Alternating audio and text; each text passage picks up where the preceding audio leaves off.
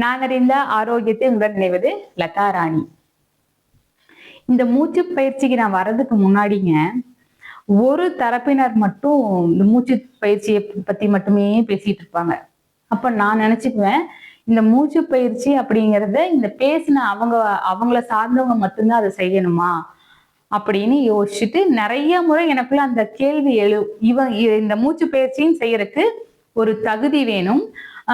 இவங்க இதை சார்ந்தவங்க மட்டும்தான் இதை செய்யணும், நம்மளால இது செய்யக்கூடாதோ அப்படிங்கிற கருத்துக்கள் எனக்கு இருந்துட்டு இருந்துச்சு. இது யாருக்கு இருக்கோ இல்லையா எனக்கு தெரியல, எனக்கு இருந்துட்டு இருந்துச்சு.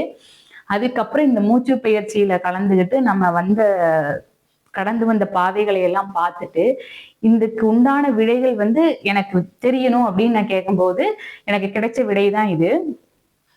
உலகத்துல மூச்சு அப்படிங்கிறது எல்லா தரப்பினரும் எடுக்கிறாங்க, எல்லா மக்களுமே மூச்சு எடுக்கிறாங்க.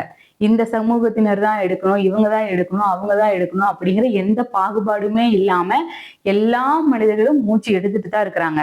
அப்படி மூச்சை பாகுபாடு இல்லாம நம்ம காத்தை சுவாசிச்சுட்டு இருக்கும் போது இந்த காத்தை வச்சு நம்ம செய்யற ஒரு பயிற்சியும் அப்படித்தான் எல்லாருமே செய்யலாம், எல்லா மக்களும் செய்யலாம். இதுக்கு ஒரு ஒரு ஒரு குறிப்பிட்ட வயசு தாண்டி நம்ம எல்லாருமே இதை செய்யலாம். அதுக்கப்புறம் எனக்கு தோணினதுங்க, ஒரு 2 வகையான மனிதர்கள். ஒருத்தர் ரொம்ப ஏழ்மை, ஒண்ணுமே இல்லை, இன்னொருத்தர் நல்ல வசதியான மனிதர். அப்போ இவங்க 2 பேர்த்துக்கும் உள்ள இடைவெளி, ஒரு கேப் என்னன்னா இவர் வசதி இல்லை அப்படிங்கிறதுதான். ஆனா 2 பேருமே மனிதர்கள் தான். இந்த வசதி உள்ளவருக்கு எல்லா வசதி, பணம், எல்லா காசும் போயிருச்சு. அப்ப இவங்களும் ஒரே நிலையை அடைஞ்சிடுறாங்க.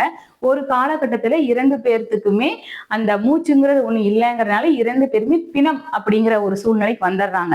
சோ ஒரு மனிதனுக்கு பணம் காசு சொத்து என்ன போனாலும் சரி, பணம் காசு சொத்து என்ன இல்லைனாலும் சரி, அந்த மூச்சுன்னு ஒண்ணு இருக்கிற வரைக்கும் அவங்க மனிதங்கிற கேட்டகரியில இருக்கிறாங்க. மூச்சுங்கிற ஒண்ணு இல்லைங்கும் போது அவங்க பிணம்ங்கிற கேட்டகரியில வந்துடுறாங்க. சோ இந்த மூச்சுங்கிறது உலகத்தில் இருக்கிற அனைவருக்கும் சமமான ஒன்று. இந்த சமமான ஒன்றை அனைத்து தரப்பினரும் செயல்படுத்தி அவங்க தன்னுடைய வாழ்க்கையில வெற்றி அடையணும்னு கேட்டு விடைபெறுகிறேன். வணக்கம்.